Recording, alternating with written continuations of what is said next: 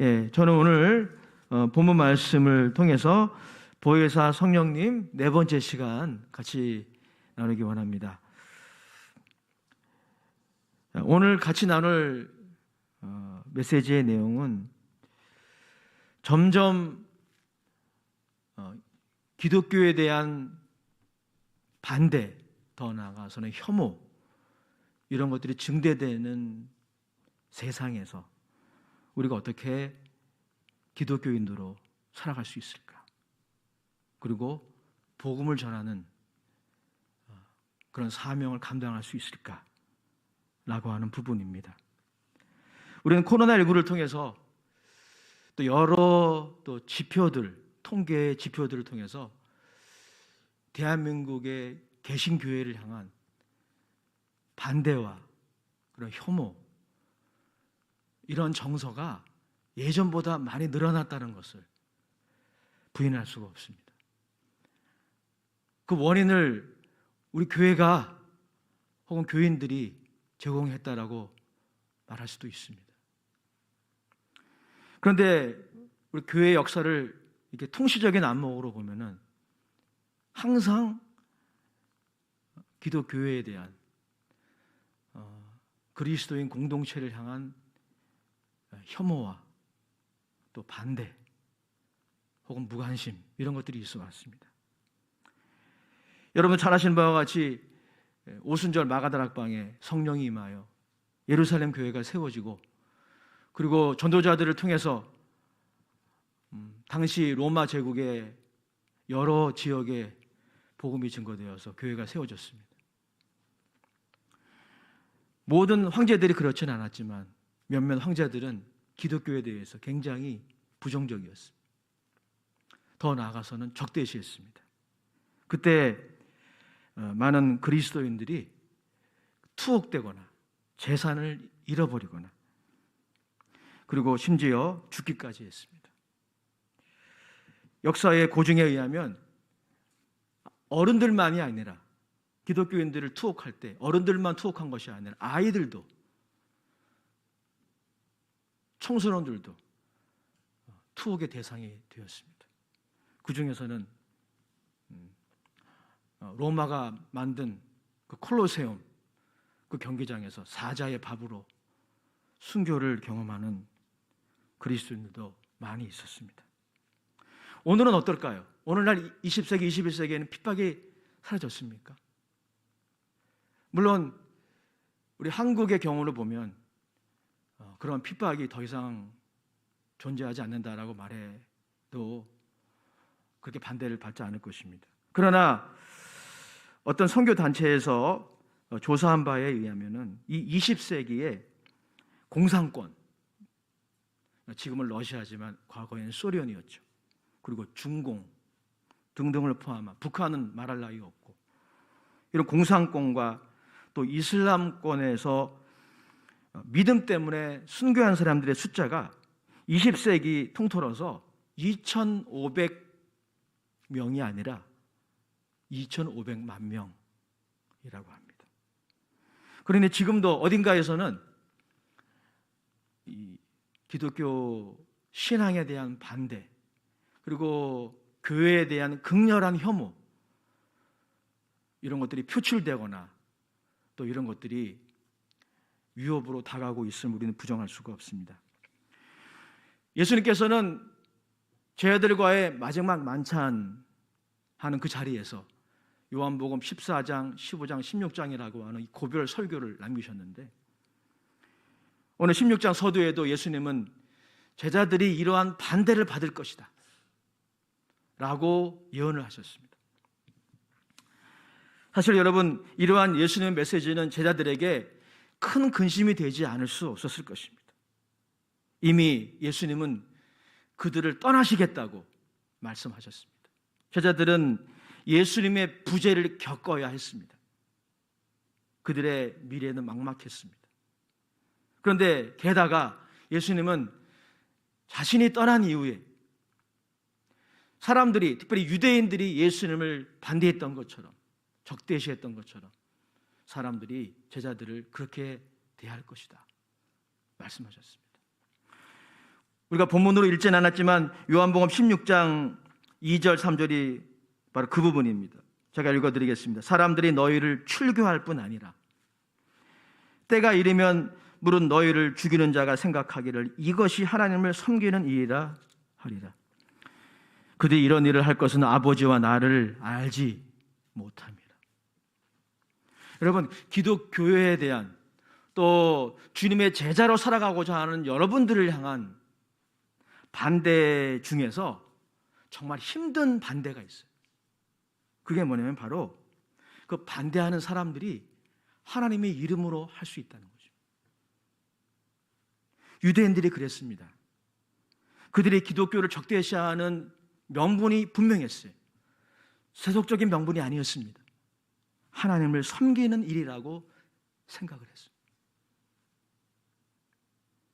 그 대표적인 예가 바로 바울 아니겠습니까? 바울이 왜 예수님을 믿는 사람들을 그렇게 대적하고 고통을 주고 교회를 잔해했습니까? 그 일이 하나님 앞에 의로운 일이라고 믿었던 것입니다.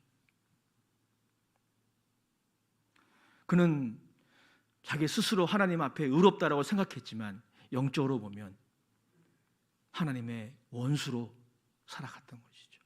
하나님을 모르고 예수 그리스도를 몰랐기 때문입니다. 우리는 이 2절 3절을 통해서 우리가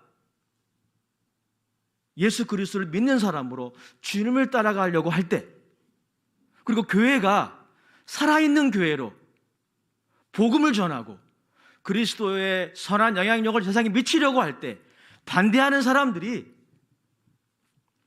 교회 바깥에도 존재하지만 교회 안에도 존재할 수 있음을 알아야 합니다. 우리의 가정 바깥에도 존재하지만 가정 안에도 존재할 수 있습니다. 그걸 미리 예상하라는 것입니다. 예수님이 친히 그래서 너희의 원수가 너희의 집에 있을 것이다 라고 예언하셨어요.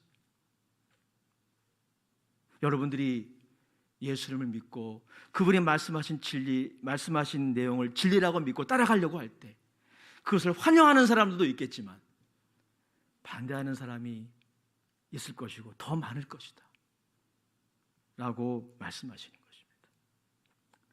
제자들은 이런 예수님의 말씀을 들었을 때 근심할 수밖에 없었어요. 예수님은 그때 제자들이 그럼에도 불구하고 근심하지 말아야 할 것을, 그들을 향한 반대와 혐오와 그리고 공격에도 불구하고 근심하지 말아야 될 이유를 그리고 비결을 말씀하십니다. 그게 무엇이냐면 보혜사 성령님이 도와주시기 때문에 그렇다는 것입니다. 보혜사 성령님이 우리 가운데 파송되셔서 우리 옆에서 우리를 도와주시기 때문이다 말씀하십니다. 오늘 본문 14절의 말씀이 바로 그 부분입니다. 같이 읽어보겠습니다. 시작.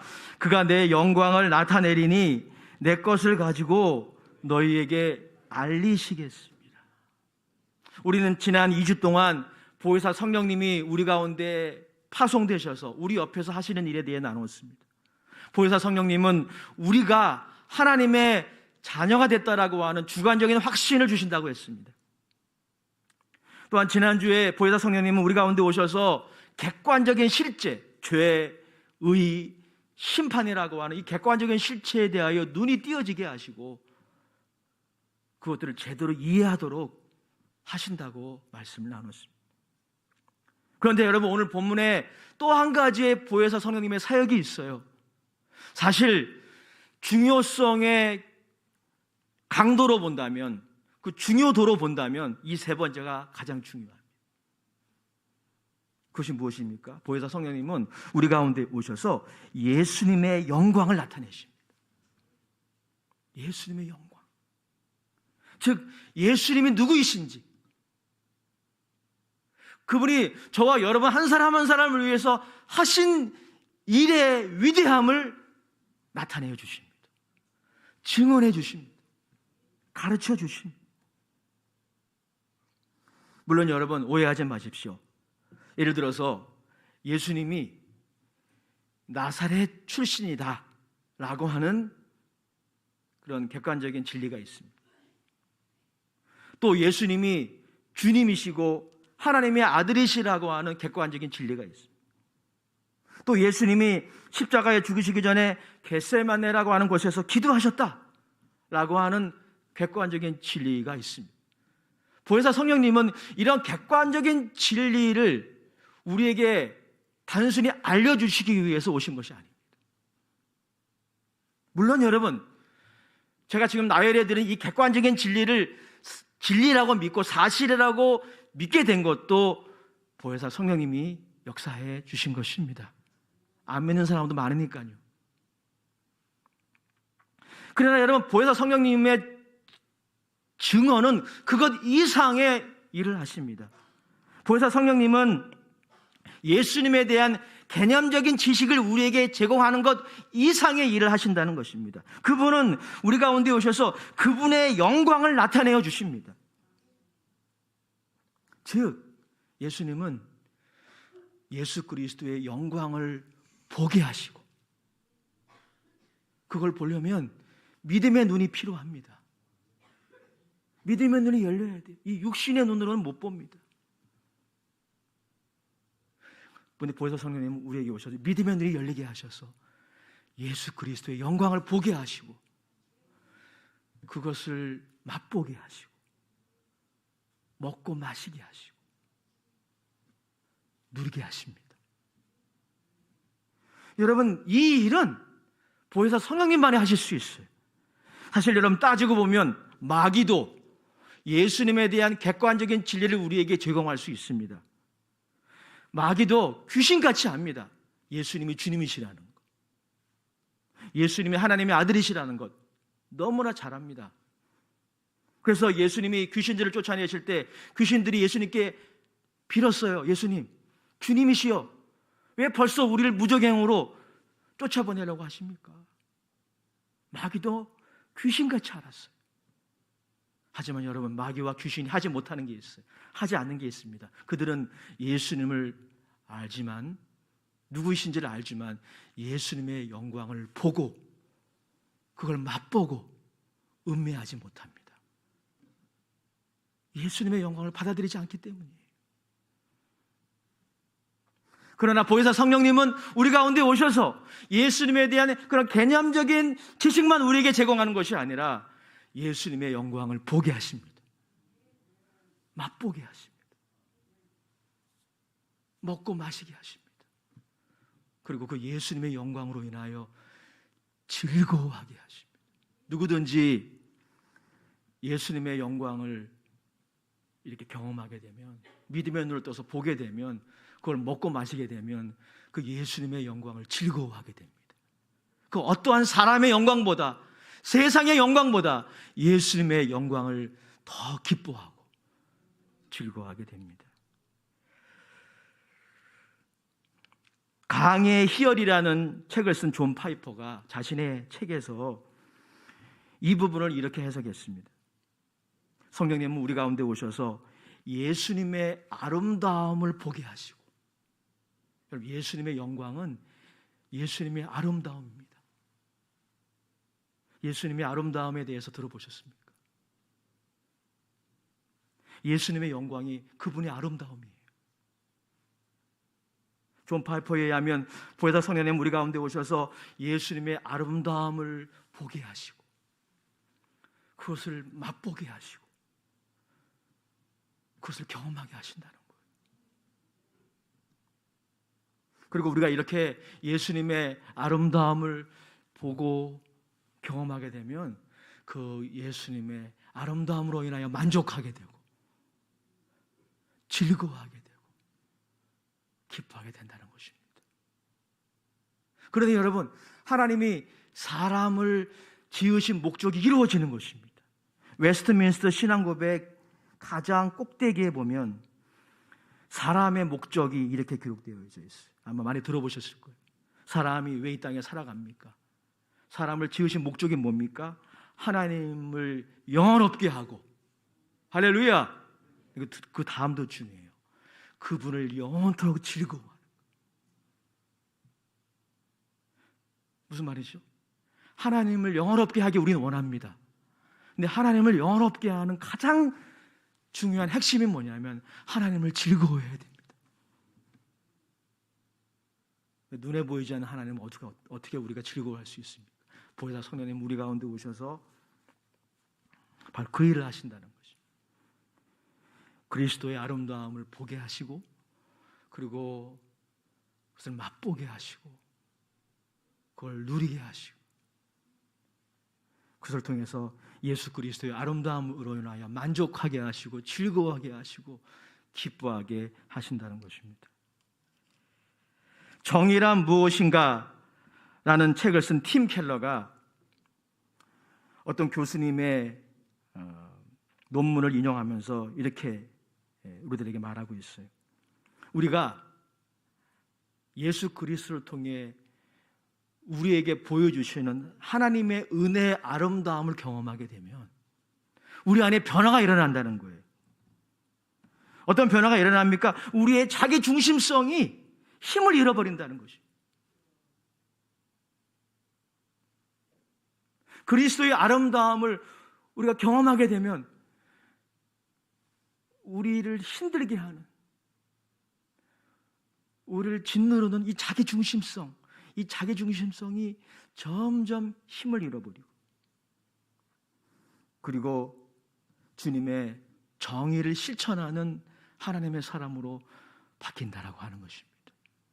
바로 이 일을 보혜사 성령님이 우리 가운데 오셔서 하시는 것입니다. 오늘 예수님께서는 보혜사 성령께서 우리 가운데 오셔서 이렇게 주님의 영광을 보게 하시고 맛보게 하시고 누리게 될 때 우리에게 일어난 일들을 이렇게 말씀하고 있습니다. 우리 본문 말씀 19절에서 21절까지의 말씀 같이 읽어보도록 하겠습니다. 시작. 예수께서 그 묻고자 함을 아시고 이르시되 내 말이 조금 있으면 나를 보지 못하겠고 또 조금 있으면 나를 보리라 함으로 서로 문의하느냐. 내가 진실로 진실로 너희에게 이르노니 너희는 곡하고 애통하겠으나 세상은 기뻐하리라. 너희는 근심하겠으나 너희의 근심이 도리어 기쁨이 되리라.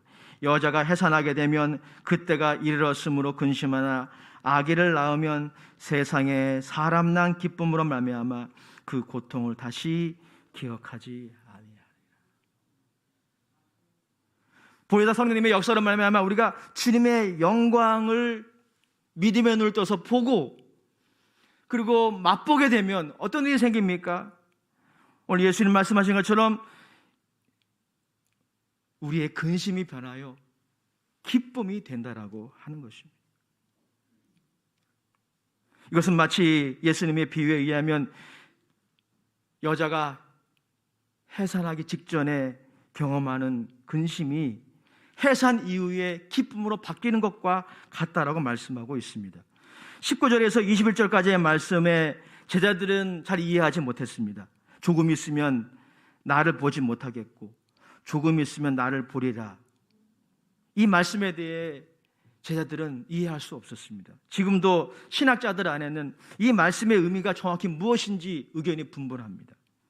그러나 한 가지 중요한 해석이 가능합니다. 그게 뭐냐면 바로 이 말씀은 예수님이 십자가의 죽으심으로 잠시 그들을 떠날 것이지만 부활하심으로 다시 그들을 찾아오실 것을 의미한다라고 해석할 수가 있습니다. 그렇습니다. 예수님의 이 예언의 말씀처럼 그분은 십자가의 죽으심으로 잠시 그들을 떠나셨지만 부활하심으로 그들을 다시 찾아가셨습니다. 그들이 부활의 주님을 만났을 때 그들의 마음에 근심이 사라지고 그들의 마음에 기쁨이 찾아왔습니다. 그러므로 여러분 오늘 19절에서 21절까지의 말씀 바로 부활의 사건에 일어날 일들을 의미한다라고 해석할 수가 있습니다. 그러나 또 한 가지 해석도 가능합니다. 그 해석이 무엇입니까? 부활의 주님이 오늘 누구를 통해 우리에게 찾아오십니까? 보혜사 성령님이십니다. 보혜사 성령님은 오늘날 우리 가운데 어떻게 역사하십니까? 부활하신 예수님을 만나게 하십니다. 그러면 여러분 성령 충만은 예수 충만입니다. 성령님은 우리 가운데 오셔서 우리로 하여금 예수님과 인격적인 관계를 맺게 하십니다. 그분을 만나게 하시는 것입니다. 성령을 경험한다라고 하는 것은 단순히 어떤 신비적인 은사나 어떤 현상들을 경험하는 것 이상입니다. 성령을 경험하는 것은 예수님을 만나는 것입니다. 그런 의미에서 보면은 여러분, 조금 있으면 나를 보지 못하겠고 조금 있으면 나를 보리라 하는 이 말씀은 무엇을 지시하는 것입니까? 보혜사 성령님이 오셔서 오늘날 우리 가운데 일어나는 일들을 예수님이 미리 예언하신 것입니다. 오늘날도 보혜사 성령님이 역사하시는 곳에 예수님이 계십니다. 보혜사 성령님을 경험하는 사람마다 다른 산신령을 경험하는 것이 아니라 예수님을 경험하게 됩니다. 예수님을 인격적으로 만나게 됩니다. 예수님이 이 땅에서 이루신 사건들이 바로 나를 위한 사건임을 깨닫게 됩니다. 그리고 그때 어떤 일이 생깁니까? 근심이 변하여 기쁨이 됩니다. 그때 우리의 믿음의 눈이 열려서 그리스도의 아름다움을 보게 됩니다. 그리고 그 아름다움을 맛보게 됩니다. 그 아름다움으로 인하여 만족하게 됩니다. 그 아름다움으로 인하여 기뻐하게 됩니다. 그래서 근심이 변하여 기쁨이 되는 것입니다. 예수님은 이것이 바로 기독교를 반대하고 복음에 무관심한 이 세상에서 복음을 전하고 그리고 주님의 제자로서 살아갈 수 있는 비결이라고 하는 것입니다. 제자들이 자신들이 경험할 반대와 박해로 인하여 근심할 수밖에 없지만 그 근심을 기쁨으로 바꾸는 분이 계시는데 그분이 바로 보혜사 성령님이시라는 것입니다. 그래서 여러분 사도행전 1장 8절에 예수님이 십자가에서 죽으시고 부활하신 이후에 승천하시면서 제자들에게 하신 말씀, 너무나 유명한 말씀, 사도행전 1장 8절에 이렇게 기록하고 있어요. 우리 같이 한번 읽어보기 원합니다. 시작. 오직 성령이 너에게 임하시면 너희가 권능을 받고 예루살렘과 온 유대와 사마리아와 땅끝까지 이르러 내 증인이 되리라. 여러분, 증인이란 말이 헬라어로 마르투스입니다. 마르투스의 다른 뜻은 순교자예요. 여러분, 기독교회가 살아있는 교회로 이 땅에서 소명을 감당할 때 핍박이 있다는 것입니다. 제가 지난 금요일에도 말씀을 나눴지만 죽어있는 교회는 마귀도 건드리지 않습니다. 그러나 살아있는 교회는 마귀가 건드려요. 반대합니다. 여러분들이 예수님을 그저 믿고 교회를 왔다 갔다 하는 정도가 아니라 예수님을 따라가는 삶을 살려고 할 때 마귀는 원하지 않습니다. 반대합니다. 대적합니다. 혐오합니다. 그래서 예수님이 내 증인이 될 것이다 말씀하신 것, 내 순교자가 될 것이다 말씀하신 것입니다. 그러나 예수님이 그 앞에 이런 말씀하셨잖아요. 오직 성령이 너에게 임하시면 너희가 권능을 받게 될 것이다. 여러분, 이렇게 기독교를 반대하고 복음에 무관심하고 그리고 우리가 예수님의 제자가 되는 것을 원하지 않는 이 세상에서 우리가 어떻게 믿음을 지킬 수 있습니까? 답은 성령입니다. 보혜사 성령님이 우리 가운데 역사하지 않으시면 우리는 이 믿음의 경주의 길을 인내로서 걸어갈 수가 없습니다. 그래서 예수님이 말씀하십니다. 보혜사 성령님이 내 영광을 너희에게 나타내시리라. 마지막으로, 그렇다면 그리스도의 아름다움을 바라보는 것이 왜 이토록 중요할까요? 그리고 그리스도의 아름다움이 예수님의 생애 중에서 가장 강력하게 드러난 순간이 언제입니까? 그 부분을 우리는 나누고 말씀을 마쳐야 합니다. 예수님의 영광이 예수님의 생애 가운데 언제 가장 강력하게 드러났습니까? 우리는 예수님의 생애를 떠올릴 수 있습니다. 예수님이 오병이어의 기적을 행할 때 예수님의 영광이 나타났습니다. 예, 그렇습니다. 예수님이 무리를 걸으실 때 예수님의 하나님의 아들로서의 영광이 나타났습니다. 예수님이 귀신을 쫓아내시고 사람들을 고치실 때 하나님의 영광이 나타났어요. 하나님의 아들로서의 영광이 나타났습니다. 그때 성령이 그곳에 임하신 것입니다. 그런데 여러분, 예수님의 영광, 그리스도의 아름다움이 가장 강력하게 예수님의 생애 가운데 나타난 사건이 있습니다. 그 역설적이게도 예수님의 수치가 드러난 십자가입니다. 여러분, 이것이 바로 기독교의 비밀입니다. 이게 기독교의 역설이에요. 예수 그리스도의 영광이, 그리스도의 아름다움이 가장 수치스럽고 모욕적인 십자가에서 나타났습니다. 그러므로 여러분, 보혜사 성령님은 여러분들을 어디로 인도하십니까? 예수님이 무리를 걸으셨던 그곳으로? 아닙니다. 예수님이 오병이어의 기적을 행하신 그곳으로? 아닙니다. 예수님이 죽으시고 수치를 당하시고 모욕을 당하시고 정죄를 받으신 골고다 언덕으로 여러분들을 인도하십니다. 보혜사 성령님은 여러분들을 십자가 밑으로 인도하십니다. 우리 모든 인류의 죄를 위해 물과 피를 다 쏟으신 그곳으로 여러분들을 인도하십니다. 그리고 그 십자가 밑에서 여러분들은 그리스도의 아름다움을 봅니다. 그리고 이렇게 깨닫게 됩니다. 예수님이 바로 나를 위하여 이 저주의 형틀에서 죽으셨다 라고 깨닫게 됩니다. 예수님이 다 흘려주신 그 물과 피가 바로 나를 위한 것임을 깨닫게 됩니다. 예수님이 십자가를 통해 우리에게 주시고자 하는 그 무한한 영적 자원이 바로 나에게 주어졌음을 깨닫게 하십니다. 그리고 우리는 우리가 경험하게 될 반대, 핍박, 모욕, 그리고 박해, 우리의 모든 고난들을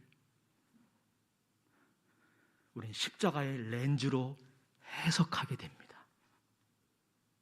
여러분, 이것이 바로 성령께서 우리에게 오셔서 그분의 영광을 나타내실 때 일어나는 일이에요. 설교를 마치겠습니다. 제가 예전에 아주 어렸을 때 설교 준비하면서 있었던 일이 기억이 났어요. 제가 우리 어렸을 때는 그 어린이들이 보는 책이 있었어요. 뭐 소년 중앙 뭐 이런 거 여러분 아마 연세이신 분들은 아마 아실 겁니다. 그 책에서 본 것 같아요. 근데 그 책에 보니까 넌센스 퀴즈가 하나 등장했어요. 그 퀴즈가 이런 겁니다. 여러분 한번 맞춰보시겠습니까? 여러분들이 만약에 밀림을 지나갈 때 왕코브라 뱀을 만났다고 치십시다. 어떻게 여러분 해결하시겠습니까? 어떤 방법이 가장 좋을까요? 왕코브라, 걸어마 나 살려라. 도망가는 게 가장 좋겠죠. 근데 그 넌센스 퀴즈라서 답이 이겁니다. 본인이 가지고 있는 밀림을 투어하기 위해서 망원경을 가지고 있었는데 망원경을 거꾸로 보면 된다는 거예요. 그러면 어떻게 됩니까? 그 왕코브라 뱀이 바로 코앞에 있는데 멀리 보이는 거죠. 그러면 이길 수 있다는 거예요. 사실 말도 안 되는 거죠. 말도 안 돼. 근데 저는 당시에는 그게 말도 안 된다고 생각했는데 설교를 준비하면서 말이 될 만하다고 느껴졌어요.